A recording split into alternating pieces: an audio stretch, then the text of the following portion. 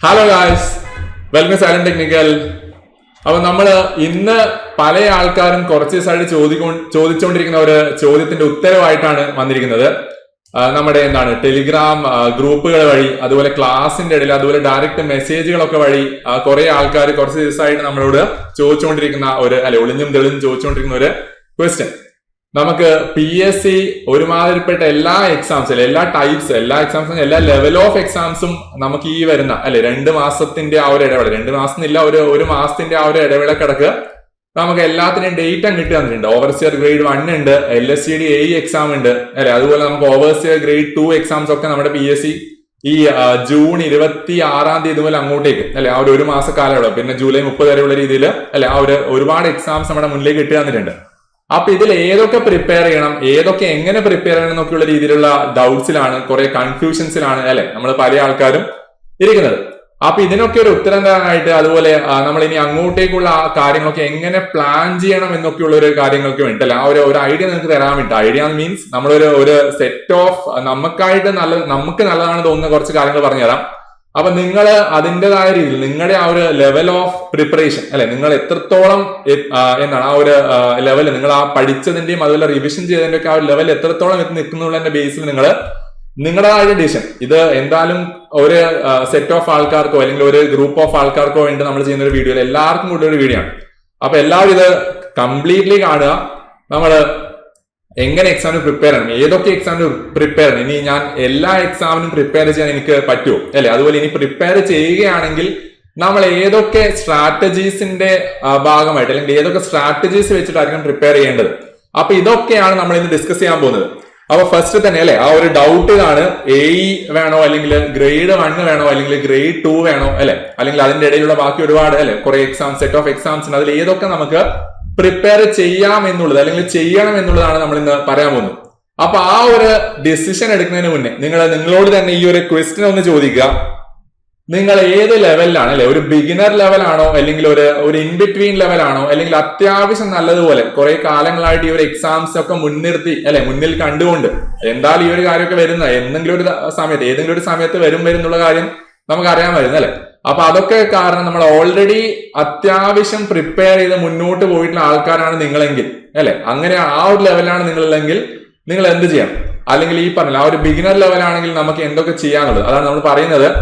അപ്പൊ ഓൾറെഡി ഈ പറയുന്ന എല്ലാ എക്സാംസിനും നമുക്ക് അത്യാവശ്യം നല്ല വേക്കൻസീസ്, ഓവർസിയർ ഗ്രേഡ് 1 ആണെങ്കിൽ അവിടെ PWD ഇറിഗേഷൻ ഉണ്ട്, അതുപോലെ നമ്മുടെ ആ ഒരു LSCD ഡിപ്പാർട്ട്മെന്റ് ഉണ്ട് അതുപോലെ ഇനി LSCD AE നോക്കുകയാണെങ്കിൽ അവിടെയും നമുക്ക് പൊതുവെ അത്യാവശ്യം നമ്മുടെ ഒരു AE ലെവൽ എക്സാംസ് നോക്കിയാൽ അത്യാവശ്യം നല്ല ഒരു വേക്കൻസി വരാറുള്ള, അത്യാവശ്യം നല്ല രീതിയിൽ ഒരു അഡ്വൈസ് മെമ്മോസ് പോകാറുള്ള ഒരു എക്സാം ആണ് AE എക്സാംസിനെ സംബന്ധിച്ചിടത്തോളം ഒരു LSCD AE എന്ന് പറയുന്ന ആ ഒരു എക്സാം.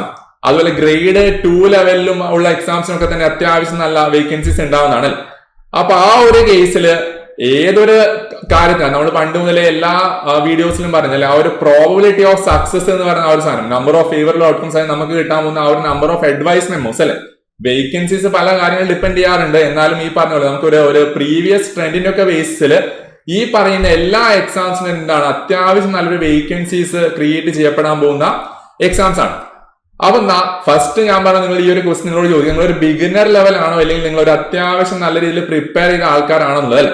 ഇനി നിങ്ങളൊരു ബിഗിനർ ലെവലിലാണ്, അത്യാവശ്യം വലിയ രീതിയിലൊന്നും പഠിച്ച് മുന്നോട്ട് പോകാൻ നിങ്ങളെ കൊണ്ട് പറ്റിയിട്ടില്ല, നിങ്ങൾ കുറച്ച് ലേറ്റ് ആയിട്ട് എന്തൊക്കെയോ കാരണങ്ങൾ കൊണ്ട് അങ്ങനെ കാര്യമായിട്ടുള്ള പ്രിപ്പറേഷൻ നടത്തിയിട്ടില്ല, അങ്ങനെയാണെങ്കിൽ ഞാൻ പറയും നിങ്ങൾ എല്ലാ എക്സാംസും നോക്കരുത്, ഏതെങ്കിലും ഒരു എക്സാംസ് നിങ്ങൾ ടാർഗറ്റ് ചെയ്യുക. എക്സാക്ട്ലി നിങ്ങൾ മേ ബി ഗ്രേഡ് 1 ആയിക്കോട്ടെ, അല്ലെങ്കിൽ ഇനി LSCD AE ആയിക്കോട്ടെ, അല്ലെങ്കിൽ ഇനി ഗ്രേഡ് 2ന്റെ കേസിൽ പിന്നെ എന്തായാലും ഈ പറഞ്ഞ 2 എക്സാംസ് ഒന്ന് ടാർഗറ്റ് ചെയ്താലും നമുക്ക് ഗ്രേഡ് 2ലേക്ക് ആ ഒരു 2ന്റെ കൂടി നമുക്ക് വേണമെങ്കിൽ ഒന്ന് കൂട്ടി വെക്കാം സോ അതുകൊണ്ട് നിങ്ങൾ ആ രീതിയിൽ നിങ്ങളുടെ ആ ഒരു ലെവൽ ഓഫ് പ്രിപ്പറേഷൻസ്, നിങ്ങൾ ബിഗിനർ ലെവൽ ആണെങ്കിൽ ഏതെങ്കിലും ഒന്ന് ടാർഗറ്റ് ചെയ്യുക.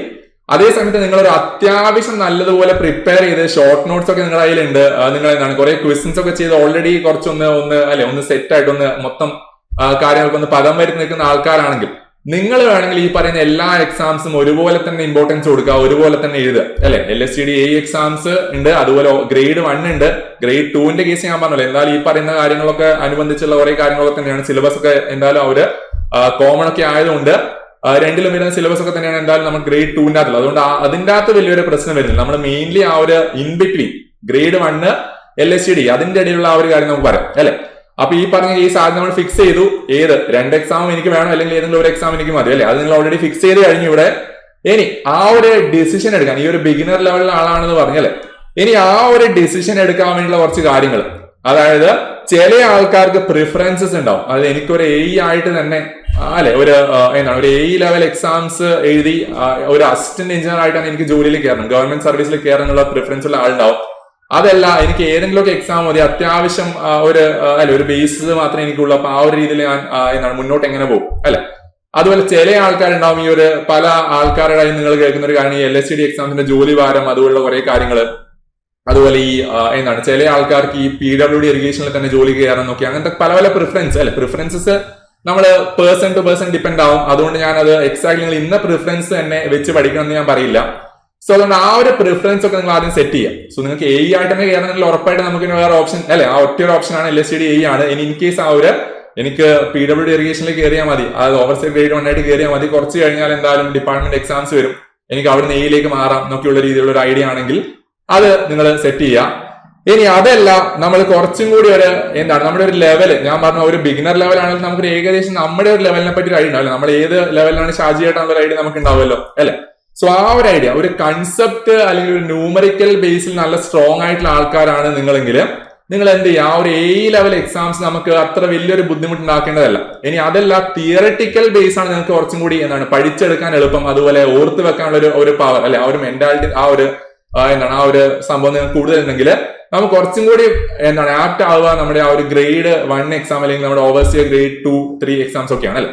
അപ്പൊ അതുകൊണ്ട് ആ ഒരു കാര്യം ഞാൻ പറയുന്ന ഒരു ബിഗിനർ ലെവൽ ആൾക്കാരുടെ കേസാണ്. ഇൻ കേസ് നിങ്ങൾ അധികം പഠിച്ചിട്ടില്ല, നിങ്ങൾ ഇപ്പൊ പെട്ടെന്ന് സ്റ്റാർട്ട് ചെയ്യുകയാണെങ്കിലാണ് പറയുന്നത്. ഇനി അതല്ല, മുന്നേ പഠിച്ചാണെങ്കിൽ എന്തായാലും നിങ്ങൾ അത്യാവശ്യം ആ ഒരു ലെവൽ ഓഫ് റിവിഷൻ കാര്യങ്ങളൊക്കെ ആയിട്ട് നിങ്ങൾ കുറച്ചൊന്ന് മേളിൽ നിൽക്കുന്നതായിരിക്കും. അത് ഇൻ കേസ് നിങ്ങൾ ആ ഒരു ന്യൂമറിക്കൽ ക്വസ്റ്റൻസിൽ കൂടുതൽ പ്രാവീണ്യമുള്ള ആൾക്കാരായിക്കോട്ടെ, അല്ലെങ്കിൽ തിയററ്റിക്കൽ ക്വസ്റ്റൻസിൽ കൂടുതൽ പ്രാവീണ്യമുള്ള ആളായിക്കോട്ടെ, നിങ്ങൾ ഓൾറെഡി ആ ഒരു കുറച്ച് കാര്യങ്ങളൊക്കെ സെറ്റാക്കി അല്ലെ ഏതൊരു എക്സാം വന്നാലും നേരിടാൻ പറ്റും എന്നുള്ളൊരു ഒരു റെഡിനെസ്സോട് കൂടി നിൽക്കുന്നതായിരിക്കും അല്ലെ. സോ അതുകൊണ്ട് ഈ 2 കാര്യങ്ങൾ പ്രിഫറൻസസ് ആദ്യം സെറ്റ് ചെയ്യുക. അത് കഴിഞ്ഞിട്ടാണ് ഈ എന്റെ ഒരു ടൈപ്പ് ഓഫ് എക്സാം ഏതാണെന്നുള്ളത് അല്ലെ, അതൊന്ന് സെറ്റ് ചെയ്യുക. ഞാൻ പറഞ്ഞു ബിഗിനർ ലെവലിലാണ് ഈ 2 കാര്യം ഞാൻ പറയുന്നത്. അതിന് മുന്നേ ഉള്ള ഒരു പ്രിപ്പറേഷൻ ലെവൽ അത്യാവശ്യം നല്ലോണമുള്ള ആൾക്കാർ ഇത് മൈൻഡ് ചെയ്യണ്ട. സോ ആ 2 കാര്യങ്ങൾ നിങ്ങൾ നോക്കുന്നു. അത് കഴിഞ്ഞിട്ട് നിങ്ങൾ ആ ഒരു എക്സാം സെറ്റ് ചെയ്യുന്നു. ഗ്രേഡ് 1 വേണോ അല്ലെങ്കിൽ LSTD വേണോ കാര്യങ്ങൾ സെറ്റ് ചെയ്തു അല്ലെ. ഇനി അത് കഴിഞ്ഞിട്ട് നമ്മൾ ഇനി പറയാൻ പോകുന്നത്, അതായത് ഓൾറെഡി നമ്മൾ ആ ഒരു പ്രിഫറൻസ് സെറ്റ് ചെയ്ത് കഴിഞ്ഞു.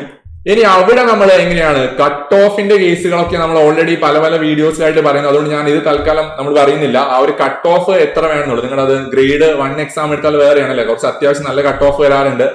അതുപോലെ ലെവൽ എക്സാംസ് എടുത്തു കഴിഞ്ഞാൽ നമുക്ക് പൊതുവെ ഒരു 50 കഴിഞ്ഞ കുറെ എക്സാംസ് ആയിട്ട് ഒരു 50-55ന്റെ ഇടയിൽ ആണ് കട്ട് ഓഫ്. അതുപോലെ നമ്മുടെ വേക്കൻസീസിന്റെ ഒക്കെ എണ്ണത്തിനനുസരിച്ച് അത് മാറ്റങ്ങളൊക്കെ ഉണ്ടാവും, എന്നാൽ യൂഷ്വലി വരുന്ന ആ ഒരു കട്ട് ഓഫ് അതാണ് അല്ലെ.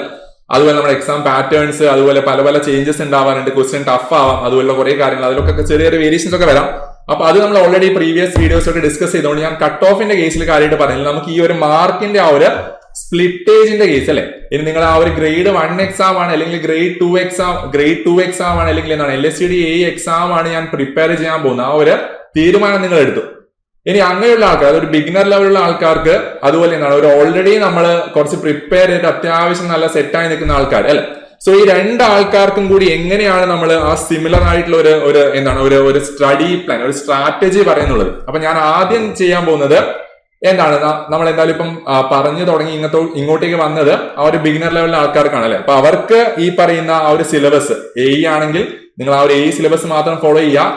അതുപോലെ ഗ്രേഡ് 1 ആണെങ്കിൽ നിങ്ങൾ ആ ഒരു ഗ്രേഡ് 1 സിലബസ് മാത്രം ഫോളോ ചെയ്യുക. അതിന്റെ അകത്ത് കുറെ കാര്യങ്ങൾ, ഈ RCC സ്റ്റീല്, അതുപോലെ നമ്മുടെ ആ ഒരു സോമ്, സ്ട്രക്ചർ അനാലിസിസ് എന്ന് പറയുന്ന ആ ഒരു സബ്ജക്ട് അല്ലെ. ഈ ഒരു സ്ട്രക്ചർ അനാലിസിസ് എന്ന് പറയുന്ന സബ്ജക്ട് നമുക്ക് ഗ്രേഡ് 1 അതുപോലെ construction management grade 1 fluid mechanics grade 1 അതുപോലെ RCC പ്ലസ് സ്റ്റീൽ, ഇതൊന്നും തന്നെ നമുക്ക് ആ ഒരു ഗ്രേഡ് 1 എക്സാംസിന് ആവശ്യമില്ല.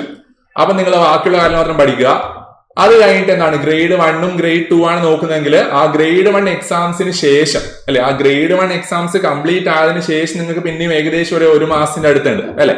ആ സമയത്ത് മാത്രം നിങ്ങൾ എന്ത് ചെയ്താൽ മതി, ഈ പറയുന്ന ബാക്കിയുള്ള സബ്ജക്ട്സ് ടോപ്പിക്സ് നോക്കിയാൽ മതി.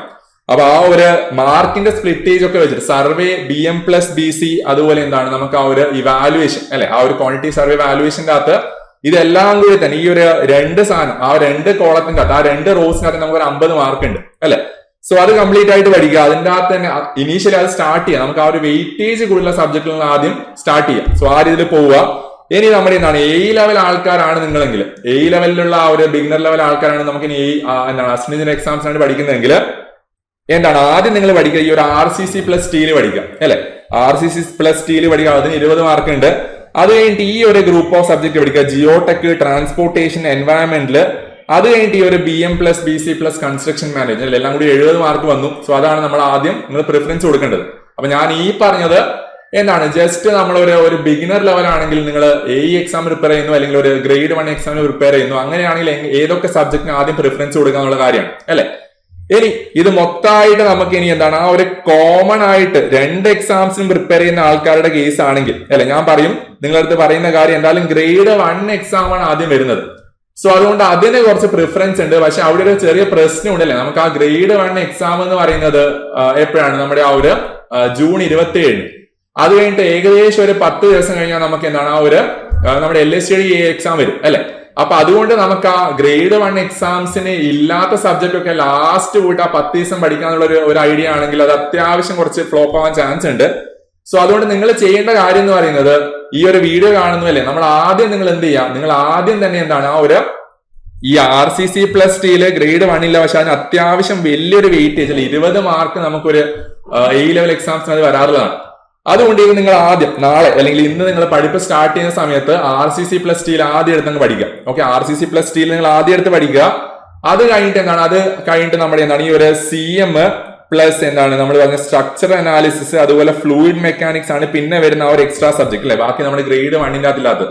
അതുകൊണ്ട് ആ CM കൺസ്ട്രക്ഷൻ മാനേജ്മെന്റ് വേണമെങ്കിൽ ഒന്ന് പഠിച്ചു വെക്കാം. ബാക്കി സ്ട്രക്ചർ അനാലിസിസും അതുപോലെ ഫ്ലൂയിഡ് മെക്കാനിക്സും തൽക്കാലത്തേക്ക് ഒരു ബിഗിനർ ലെവലിനുള്ള രീതിയിൽ നിങ്ങളൊന്ന് മാറ്റി വെക്കുക. ഓക്കെ, അതിപ്പോ തൽക്കാലം നിങ്ങൾ അത്ര കാര്യമായിട്ട് നോക്കണ്ട. നമുക്കൊരു എന്താണ് കുറച്ച് പഠിച്ചെടുക്കാൻ സമയം അധികം വേണം അല്ലെ. അതുകൊണ്ട് അതുപോലെ 5 മാർക്ക് 5 മാർക്കിനൊക്കെ 5 മാർക്ക് അല്ലെങ്കിൽ അതിൽ കുറവൊക്കെ വരുന്ന സബ്ജക്റ്റിലൊക്കെ ആയതുകൊണ്ട് തൽക്കാലം അത് നിങ്ങളൊന്ന് നെഗ്ലക്ട് ചെയ്യും അല്ലെ.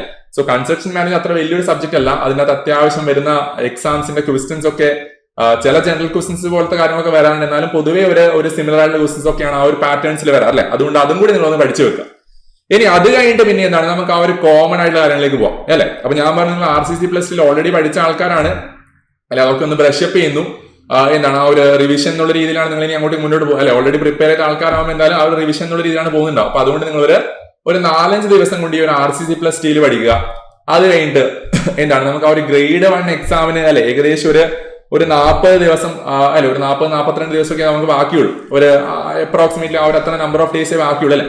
അപ്പൊ അതുകൊണ്ട് ബാക്കി വരുന്ന എല്ലാ ടോപ്പിക്സ് ഈ പറഞ്ഞ എൻവയൺമെന്റലിന് 10 മാർക്ക് ഉണ്ട്. അത് ഗ്രേഡ് 1 10 ഉണ്ട് അല്ലെ. പബ്ലിക് ഹെൽത്ത് ആൻഡ് സാനിറ്റേഷൻ ഉണ്ട്. അതിൽ ചെറിയ വേരിയേഷൻസ് ഉണ്ട് സിലബസിന്റെ അകത്ത്, എന്നാലും ബേസിക്കലി ഉള്ള കാര്യങ്ങൾ കുറെയൊക്കെ ഒന്ന് തന്നെയാണ്.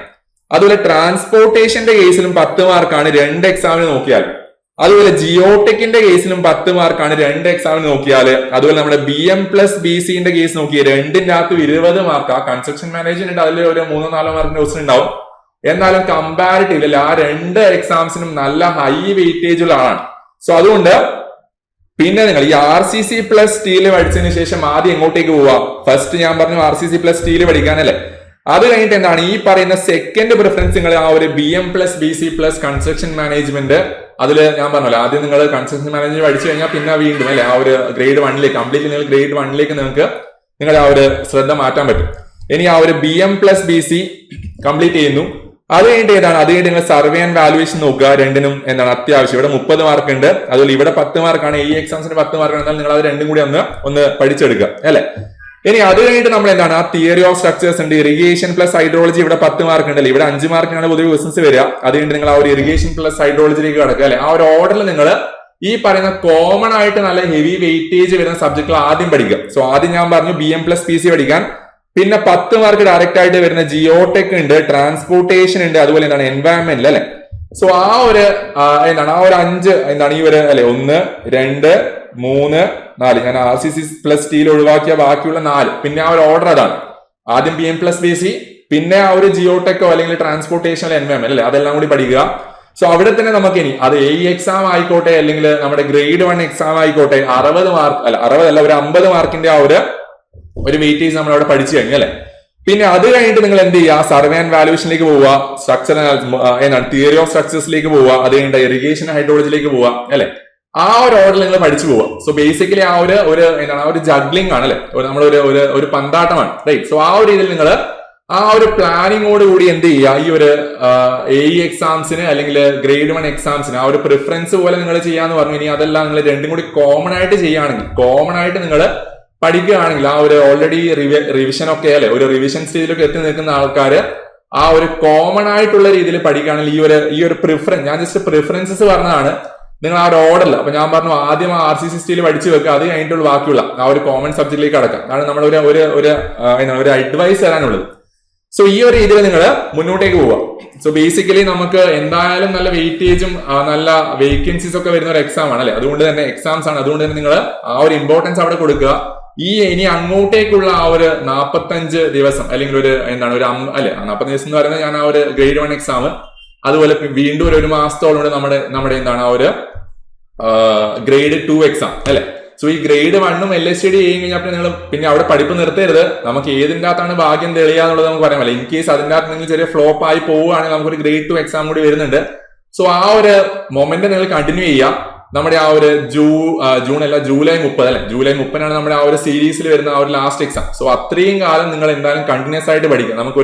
നമ്മുടെ ലൈഫ് മാറ്റിമറിക്കാൻ പോകുന്ന ചിലപ്പം അല്ലെ ഒരു 2-2.5 മാസങ്ങളാണ് മുന്നിലുള്ളത്. അപ്പൊ ആ ഒരു ഇമ്പോർട്ടൻസ് നിങ്ങൾ ഇതിന് കൊടുക്കുക. കറക്റ്റ് ആയിട്ട് നിങ്ങൾ പ്ലാൻ ചെയ്യുക, പ്രിഫറൻസ് സെറ്റ് ചെയ്യുക അല്ലെ. ആദ്യം പറഞ്ഞ കാര്യമാണ് പ്രിഫറൻസ് സെറ്റ് ചെയ്യുക. അത് കഴിഞ്ഞിട്ട് എന്താണ് ആ ഒരു എക്സാം ഏതാണെന്നുള്ള കാര്യം നിങ്ങൾ ഫിക്സ് ചെയ്യുക. അത് കഴിഞ്ഞിട്ട് എന്താണ് ഈ ഒരു ഓർഡറിൽ ബിഗിനർ ലെവലാണെങ്കിൽ ഏതെങ്കിലും ഒരു എക്സാം ചൂസ് ചെയ്ത് പഠിക്കാൻ പറഞ്ഞു. ഇനി അതല്ല നിങ്ങളുടെ എന്താണ് ആ ഒരു അത്യാവശ്യം നല്ല സെറ്റപ്പ് ആയി നിൽക്കുന്ന ആൾക്കാരാണെങ്കിൽ അല്ലെ, നിങ്ങൾ ആ ഒരു 2 എക്സാംസും കൂടി, 2 എക്സാം അല്ല ഇത് കഴിഞ്ഞിട്ട് വരുന്ന ഗ്രേഡ് 2ഉം കൂടി എല്ലാം കൂടി കമ്പൈൻഡ് ആയിട്ട് തന്നെ പഠിക്കാം. എന്തായാലും നമുക്ക് എല്ലാ എക്സാംസിനും റാങ്ക് ലിസ്റ്റിൽ കയറാൻ പറ്റട്ടെ അല്ലെ. എല്ലാത്തിനും നല്ല റാങ്കോട് കൂടി കയറാൻ പറ്റണം. അതാണ് നമ്മൾ ആ ഒരു എയിം ചെയ്യേണ്ടത് അല്ലെ.